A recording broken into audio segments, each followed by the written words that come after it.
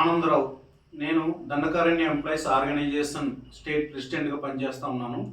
మరి ఈరోజు మన ఐటీడీఏ పాడేరులో ఏం జరుగుతుంది అని ఆలోచిస్తే తీవ్రమైనటువంటి పరిస్థితులు ఇక్కడ ఉన్నాయి.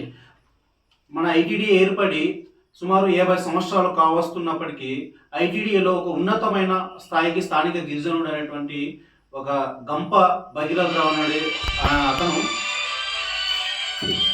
సూపరింటెండెంట్ స్థాయికి చేరుకోవడం జరిగింది. మరి ఇక్కడ ఉన్నటువంటి కొన్ని రాజకీయ పరిస్థితుల వలన ఆయన్ని వేరే చోటకి బదిలీ చేస్తూ అతని స్థానంలో గిరిజనేతరుడు అనేటువంటి ఒక శ్రీనివాస్ రెడ్డిని ఇక్కడ తీసుకురావడం జరుగుతూ ఉంది. ఇక్కడ ఆయన ఎవరైతే బాధితులు ఉన్నారో ఆయన మన స్టేట్ ప్రెసిడెంట్ అయినటువంటి మాకు ఒక రిప్రజెంటేషన్ ఇవ్వడం జరిగింది. దీంట్లో ఆయన సుమారు 32 సంవత్సరాల సర్వీసులో ఎక్కడ కూడా ఎటువంటి రీమార్క్ లేకుండా పనిచేస్తూ ఉన్నారు. అలాగే రిటైర్మెంట్కి అతను దగ్గర వయసులో ఉన్నారు. సుమారు 15 నెలల్లో రిటైర్ అవుతా ఉన్నారు. అలాంటి పరిస్థితుల్లో తనకు ఇష్టం లేకుండా వేరే చోటుకి బదిలీ చేస్తూ అతని స్థానంలో వేరే వారిని నియమిస్తూ అతని తీవ్రమైన మానసిక స్థితికి పురిగొల్పుతున్నారని అతను మాకు ఫిర్యాదు చేయడం జరిగింది. దీన్ని మరి మేము తీవ్రంగా ఖండిస్తూ ఉంది దండకారణ్య ఉద్యోగ సమితి.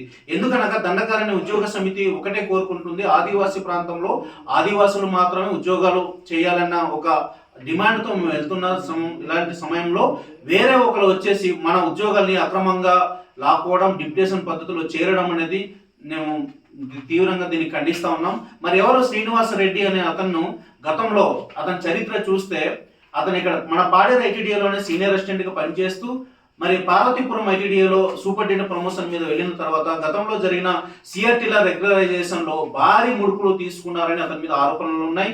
అతను తీసుకున్నారు.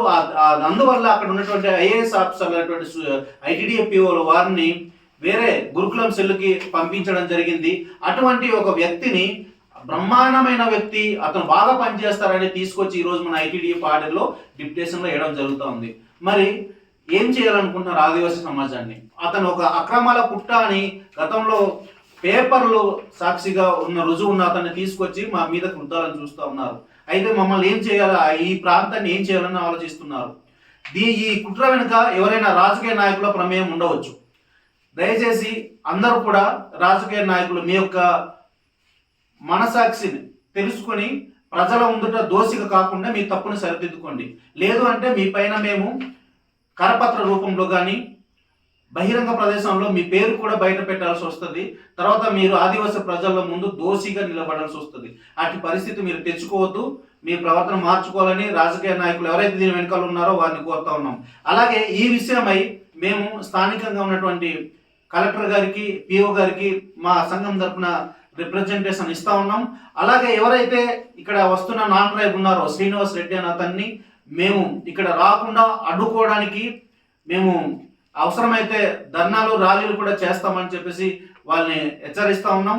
మరి అధికారులు, స్థానిక అధికారులకి ఒకటే రిక్వెస్ట్ చేస్తా ఉన్నాం, ఏంటంటే వాళ్ళని ఎవరైతే అక్రమ బదిలీ ఉన్నారో వెంటనే నిలుపుదల చేయాలి. ఎవరైతే భగీరథ గారు ఉన్నారో స్థానిక గిరిజనుడు అతన్ని ఇక్కడ సూపరింటెండెంట్గా యథావిధిగా కొనసాగించాలని మా సంఘం డిమాండ్ చేస్తూ ఉంది.